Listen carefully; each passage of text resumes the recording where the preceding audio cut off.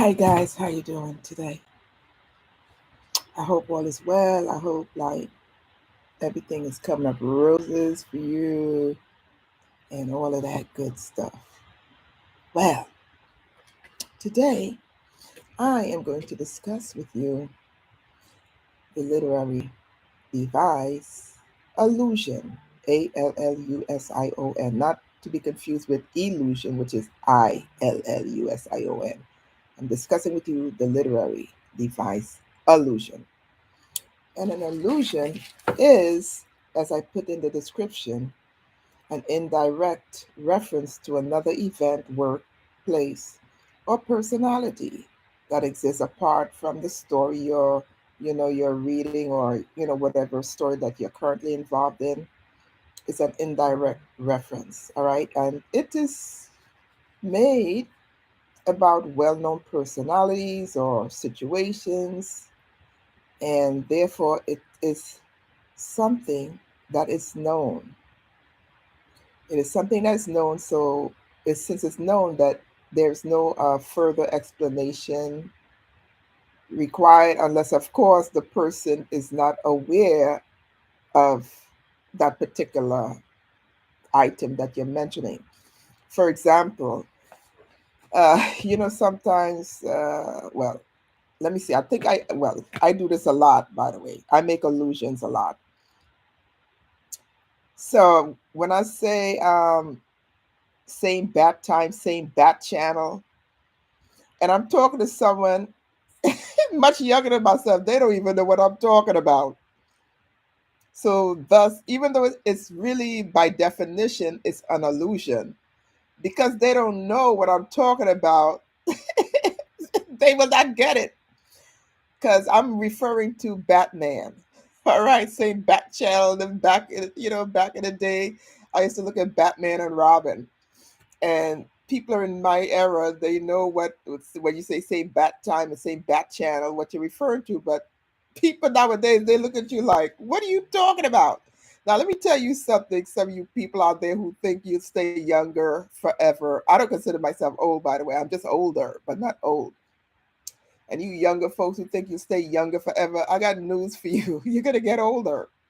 And then people are going to wonder, when you say stuff, what are you talking about? They're going to look at you like, what are you talking about? Right? So, and then there's another one that there was a reference to, like, I think it's the $1 million man. Houston, I have a problem. So when we used to say stuff like that back in the day, but nowadays you say that, like something like that, to somebody, a younger person, they're like, what are you talking about? I don't know what you're talking about. All right. You got to know what from my time period, I'm not ancient, by the way, guys, because I know when you're younger and people are a little older than you are, you act like they're ancient. I'm not ancient, okay? I'm not ancient. It's just it is what it is, right? Because again, when you get older, you're gonna be saying stuff that people younger than yourself be like, "What are you talking about?" They're gonna look at you like how you looked at me when I said it. Okay, so let's get that straightened out right now. And anyway, I wrote some allusions to help clarify for you, you know, to make it even more clear. And I think it's well. Let me just read my notes here that I wrote for you. All right, let me just read them. According to my friend, the botanical gardens is like the Garden of Eden. Now, the Garden of Eden is an allusion to, a biblical garden in the Bible, right? So the botanical garden is being referred to as though it is the Garden of Eden. So that's an allusion. It's an allusion. Why? Because it's referencing a well known work, a well known place that we have read about. Well, a lot of us read about or know about the Garden of Eden. Okay, that's why it's called an allusion, because that's a well-known work, or it should be. And here's what I wrote: I'm Barney to your Clyde. I think a lot of us on here knows about Barney and Clyde. And another, wasn't there a movie? I didn't see it. Wasn't there a movie like Barney and Clyde or something? And I think, maybe, I don't know. I think Jay-Z or Beyonce or whatever, somebody did a song or with Bonnie and Clyde. So this is a popular, scenario that people know about. That's why it's called an illusion. Okay. And here's another one. Latino men are my kryptonite. Well, let me clarify. Okay. They used to be my kryptonite because this one here is true to me. Okay. Because and I finally today realized why, because I was doing something on Facebook, and I realized this is why I am so, why I like Latino men so much, because when I was in junior high school, there was this guy, Israel Lopez. I had a crush on him, and his sister, Milagros Lopez. Well, of course, he was older than I am, and I was friends with his sister. And we lost contact. Oh my goodness. I wish I could find her, Milagros Lopez. Anyway, I had a crush on Israel. So I think that's why I had such a thing for Latino males. Because to me, he was like everything, back then. And they were so wonderful and nice that when my stepfather died, they contributed to whatever was going on with my mother. They contributed to the situation. And I was a little girl back then.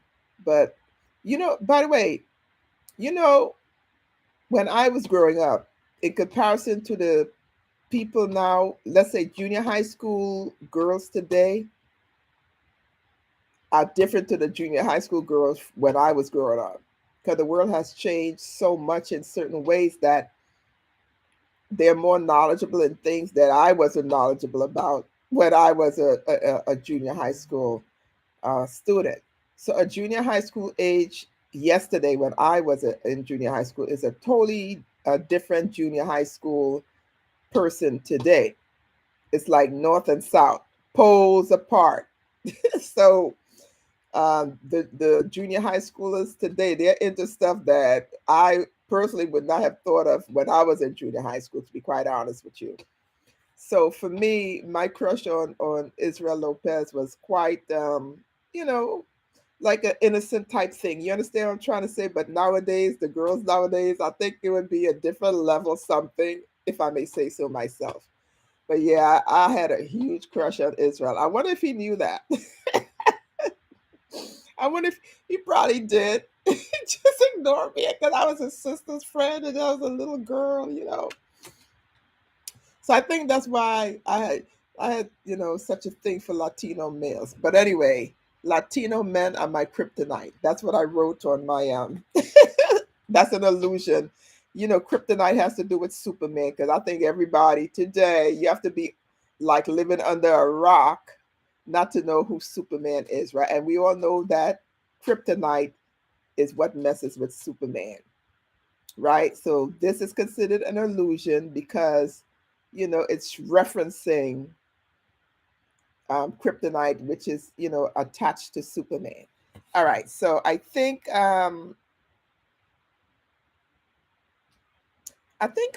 yeah. So I think I made it quite plain, for you guys.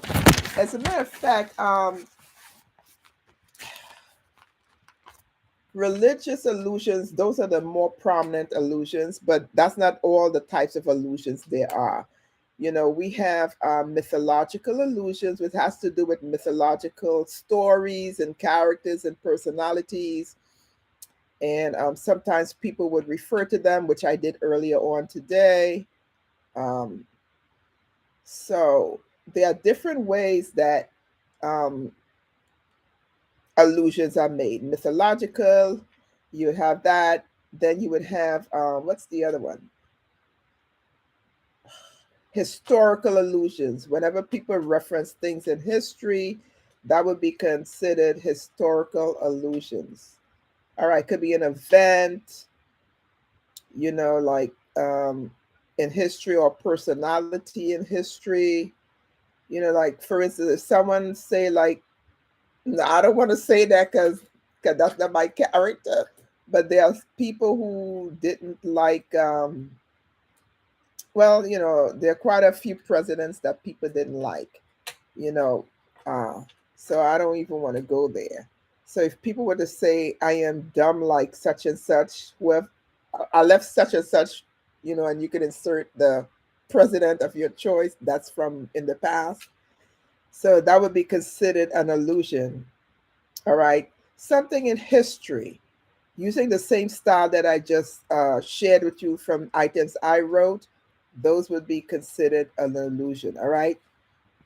And then a literary reference is a reference to a well known work of literature or personality.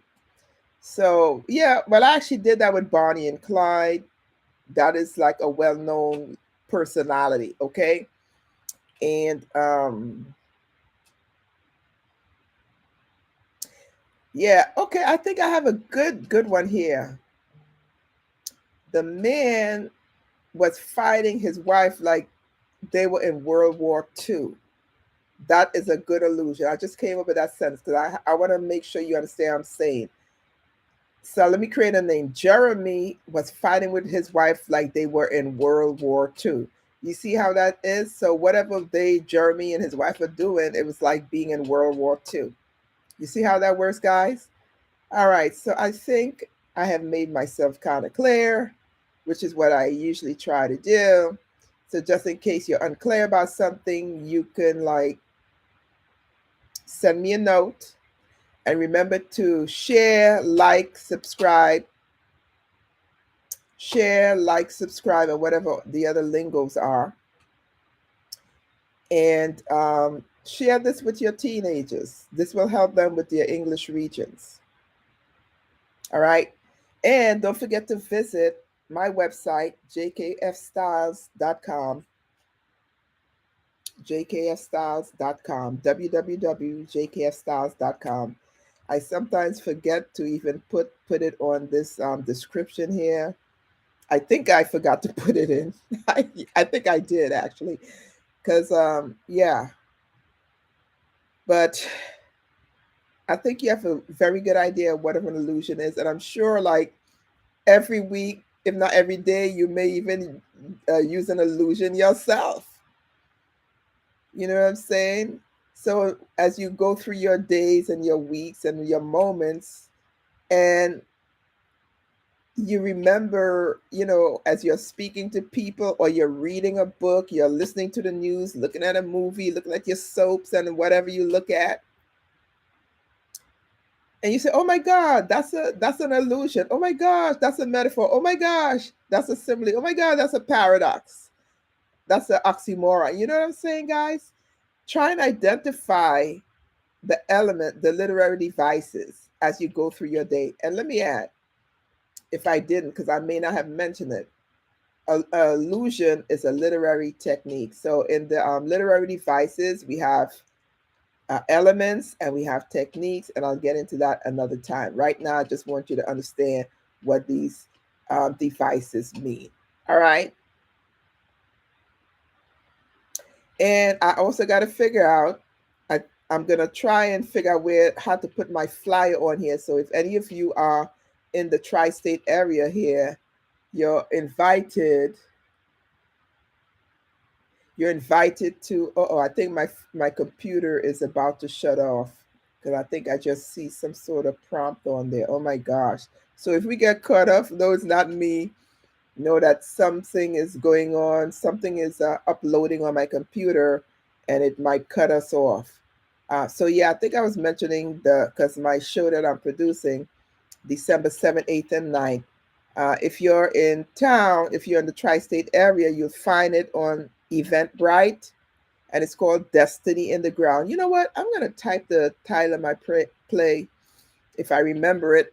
I hope to remember it in the description. It's called Destiny in the Ground, and it's on Eventbrite. So if you go on Eventbrite and you type in the search Destiny in the Ground, that would be me.